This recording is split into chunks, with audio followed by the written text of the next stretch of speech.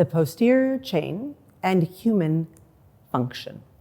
What I'm about to tell you is an observation over 25 years of treating chronic pain populations and how we treat our specific populations. Okay, I'm going to restart. Okay. The posterior chain and function.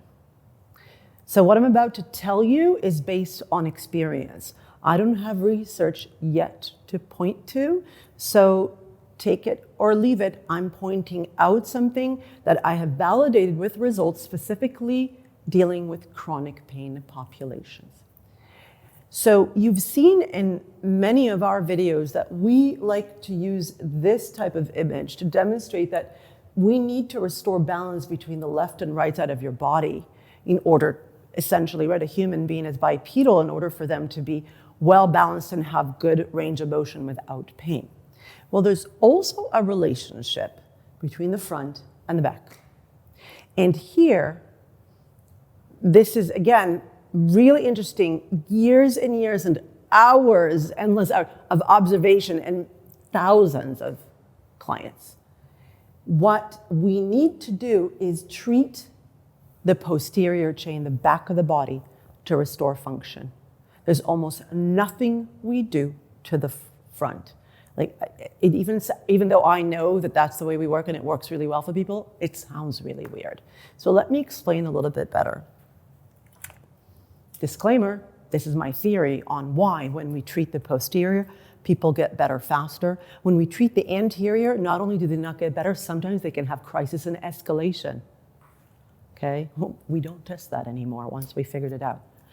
Here's my theory on that. We come into the world like a fetus, fully flexed, literally at all of our joints. We are flexion beings. And we come into the world that way, first of all, to fit, right? But also, let's remember the phase of our development where we are completely flexed, we're non-weight bearing. We're in amniotic fluid.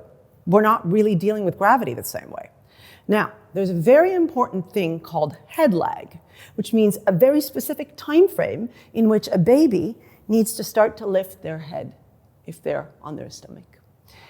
To the point where if a pediatrician observes that there is too big a head lag, that means the baby's not able to lift their head properly within that time frame, it's associated with structural deficits and pathologies, but even with cognitive. So this is a big deal. That is the first time the posterior chain starts to work, okay?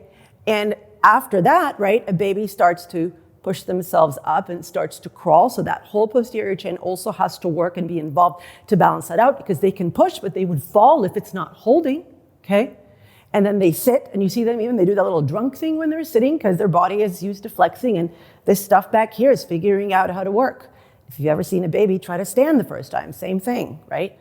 It's that. So the image that I have is that this is our default, right? And if we're a marionette, the strings of the marionette are in the back to create sitting and standing and crawling and moving and walking. So function is posterior. It determines that. Remember, this is my theory. Another way to look at it also, if you've ever seen aging population, doesn't have to be that way, but sadly in developed countries, this is very, very common. You start to see people heading back towards that fetus, okay?